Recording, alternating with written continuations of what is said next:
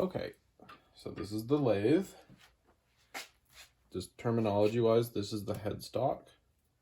This is the tailstock. This is the tool rest. Basically, the way the lathe works is you mount some material up here at the headstock, and it spins, and then you cut it with a tool. So we have to use something to hold the work while we're cutting it, and we have a few options here. You can see this right here. There's some threads here. This part of the lathe is called the spindle. It's the part that turns, it's the part that spins, so it's a spindle.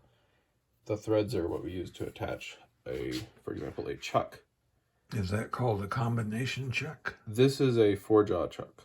Okay. On this chuck, it has 4 jaws, and you move them in and out with this wrench. You can see you put something in here and clamp it down. And if you have a square thing, you can put it in here and hold it. It's good for square stuff because it has 4 jaws, so with 4 sides. Or an octagon. You can hold something round too and it just clamps on it. You can also take the jaw, loosen the nut on the back a little bit, and you take the jaw, pull it up, loosen the nut a little bit more, pull it up and twist it around, and you can use the jaw that way too.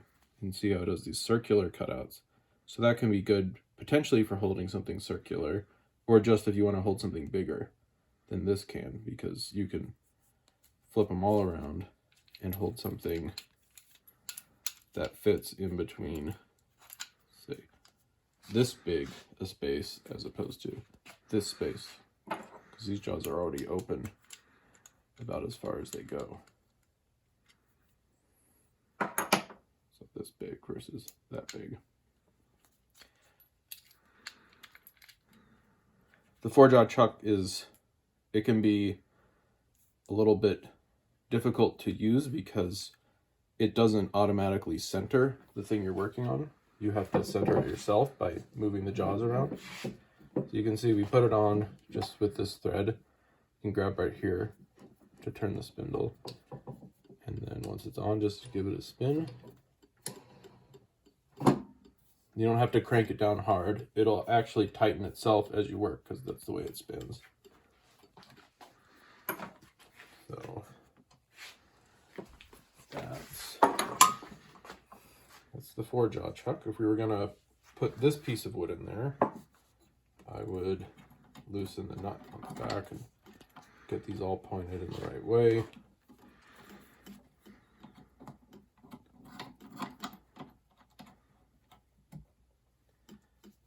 Wood in there, pretty close.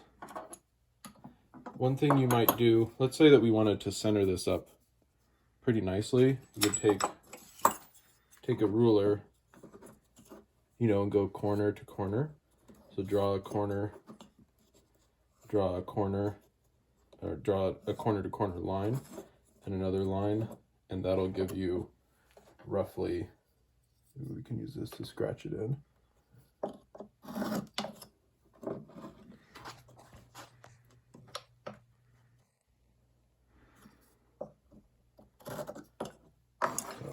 It's pretty faint, but that'll give you roughly the center of the wood.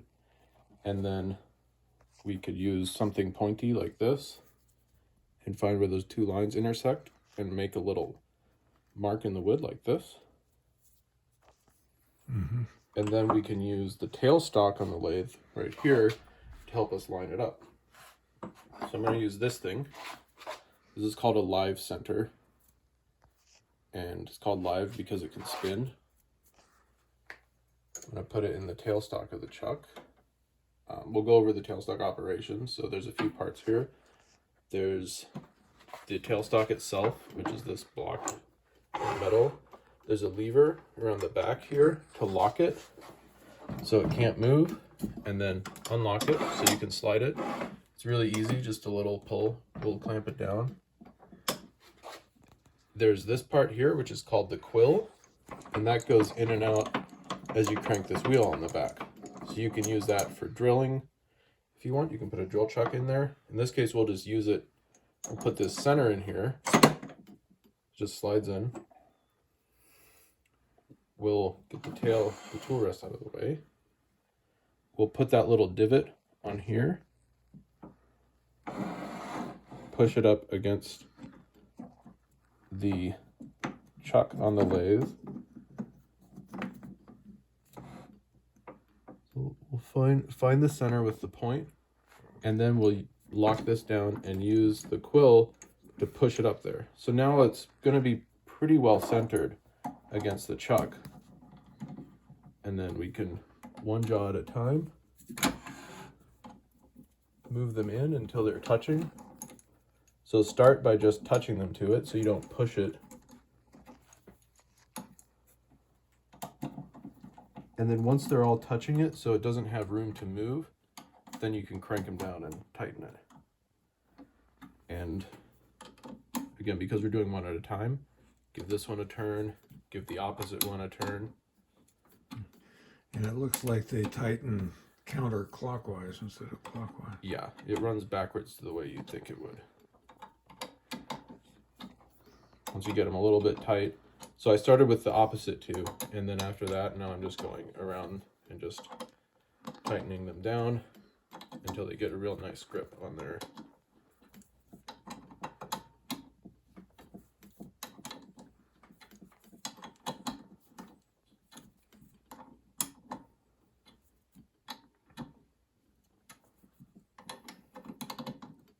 And that'll be held pretty solid. We could probably pick the machine up with it, and we could turn it if we wanted to. We'll just give it a little spin.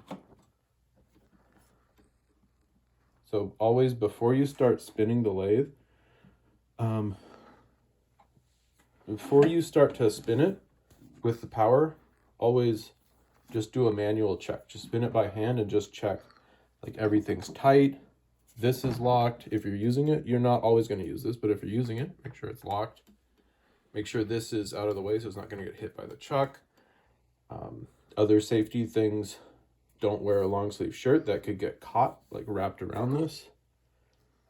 Ideally, you're going to get chips all over your arm, so you probably want to take your watch off anyway. But ideally, you take your watch off so you don't have anything on your body that could get caught if there's something sticking out here. And obviously, by doing that spin, you're making sure that you didn't leave the chuck key on there, because that'll just fly off. And that's a pretty big piece of metal that could probably break something. So looks good to go. So we can turn it on. There's the two controls down here. There's the power switch, which just gives power to the motor. And you can see that looks like it's spinning pretty well. It looks like it's straight from front to back. And obviously it's a square, so it's not going to look very round while it spins. But it looks good. And this knob here controls the speed, the RPMs, from a minimum number to a maximum number.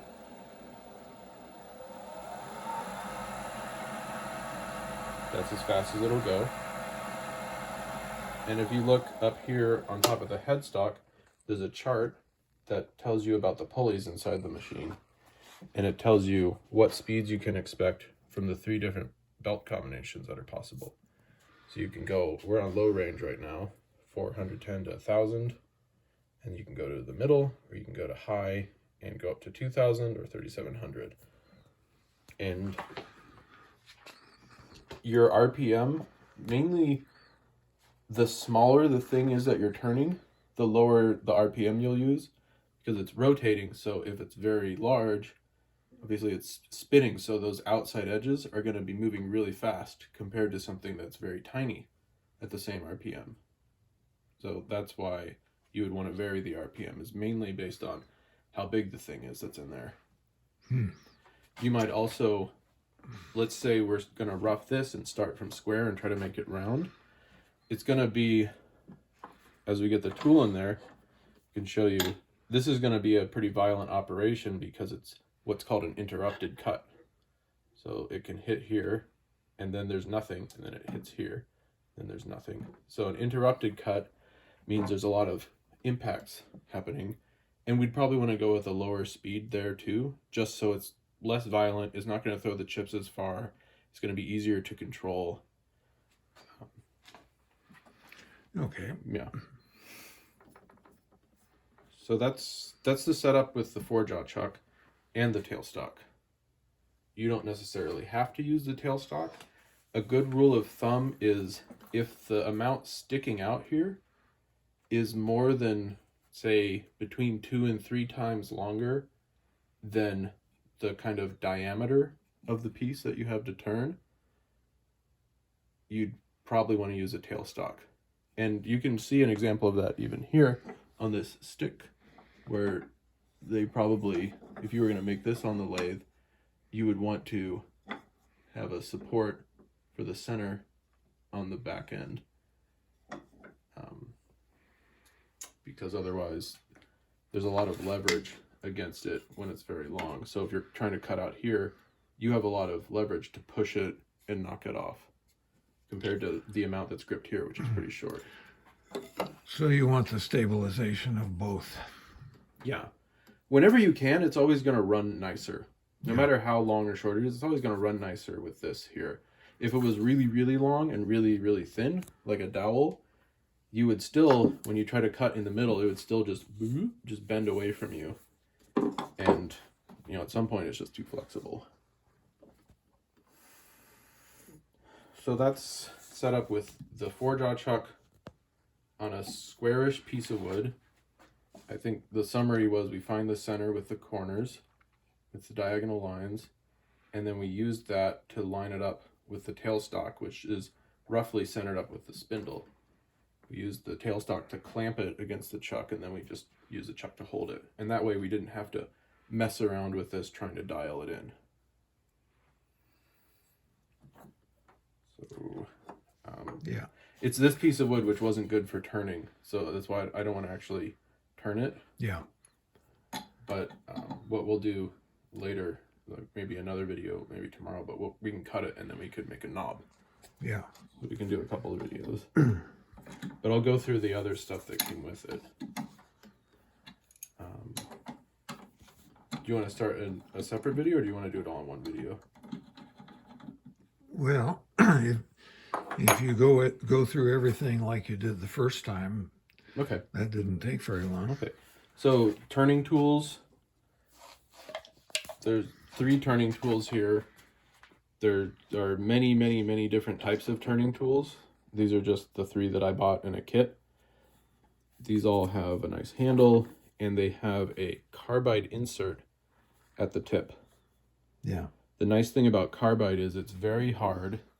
It holds an edge for a really long time, especially when you're working with wood. And with all 3 of these, if the insert eventually gets dull, you can use this Torx wrench that comes with them.